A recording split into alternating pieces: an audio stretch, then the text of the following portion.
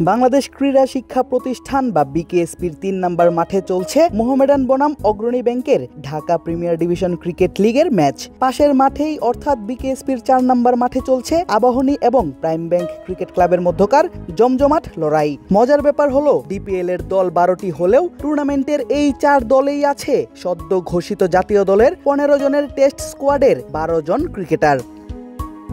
গতকাল Bangladesh cricket board বা বিসিবির পক্ষ থেকে ঘোষণা করা হয় জিম্বাবুয়ের বিপক্ষে টেস্ট সিরিজকে সামনে রেখে প্রথম টেস্টের জন্য ১৫ জনের স্কোয়াড, যার নেতৃত্বে আছেন জাতীয় দলের টপ অর্ডার ব্যাটার নাজমুল শান্ত। চলতি ডিপিএলে শান্ত আছেন আবাহনীর অধিনায়কের দায়িত্বেও। শুধু শান্ত নয়, আবাহনীতে আছেন বাকি ১৪ জনের আরও ২ জন। তারা হলেন ব্যাটার মুমিনুল হক এবং স্পিডস্টার নাহিদ রানা। আবাহনীর বিপক্ষে ম্যাচ খেলা প্রাইম ব্যাংকেও রয়েছে জিম্বাবুয়ের বিপক্ষে ঘোষিত টেস্ট স্কোয়াডের একাধিক ক্রিকেটার। তারা হলেন top order batter Zakir Hasan এবং ২ পেসার হাসান মাহমুদ ও খালেদ আহমেদ। এখন যে কোনো ব্র্যান্ডের পুরাতন এসি বদলে নতুন ওয়ালটন এসিতে উপভোগ করুন ২৫% ছাড়।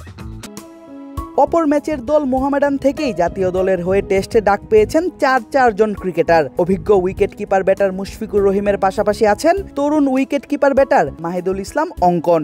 অভিজ্ঞ অলরাউন্ডার মেহেদী হাসান মিরাজের পাশাপাশি ডাক পেয়েছেন আরেক অভিজ্ঞ স্পিনার তাইজুল ইসলামও। বুধবার ডিপিএল ম্যাচে মোহামেডানের প্রতিপক্ষ অগ্রণী ব্যাংক ক্রিকেট ক্লাব থেকেও ডাক পেয়েছেন ২ জন ক্রিকেটার। তাদের একজন ব্যাট হাতে দুর্দান্ত ফর্মে থাকা সাদমান ইসলাম এবং আরেকজন bowling allrounder Naim Hasan.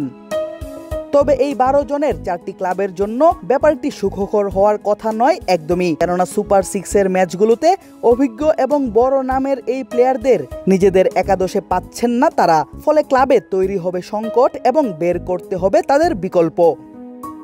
Point টেবিলের ১ নম্বরে থাকা দল আবাহনী আর দলের সেরা পেসার নাহিদ রানা। জাতীয় দলের ডিউটিতে রানা ব্যস্ত হয়ে গেলে ক্লাবে তার অভাব পূরণ করবে কে, এমন প্রশ্নের জবাবে আবাহনীতে থাকা তারই সতীর্থ ওপেনার পারভেজ ইমন জানিয়েছিলেন নিজেদের বেঞ্চের শক্তিমত্তার কথা। জিম্বাবুয়ের বিপক্ষে নাহিদ রানা প্রথম টেস্ট খেলবেন, এরপর পিএসএল খেলার জন্য চলে যাবেন। তিনি আসলে আপনারা রেসে আছেন, চাকরি হওয়ার রেসে, তার অভাব পূরণের জন্য কোনো নতুন কোনো পেস বলার সংযোজন হবে কিনা? নাহিদ রানা একটু তো ওর ইয়েটা থাকবেই, কিন্তু আমাদের যারা এখনও বসে আছে তারাও ভালো বোলার। আমাদের রিপন মণ্ডল ফিট হইলো মাত্র, সো অবশ্যই একটু থাকলেও ইনশাল্লাহ এটা রিপন মণ্ডল কাভার করতে পারবে। আর আরও বোলার আছে, এনামুল আছে, মৃত্যুঞ্জয় আছে, সো ইনশাল্লাহ এটা কাভার হবে, সমস্যা হবে ইনশাল্লাহ।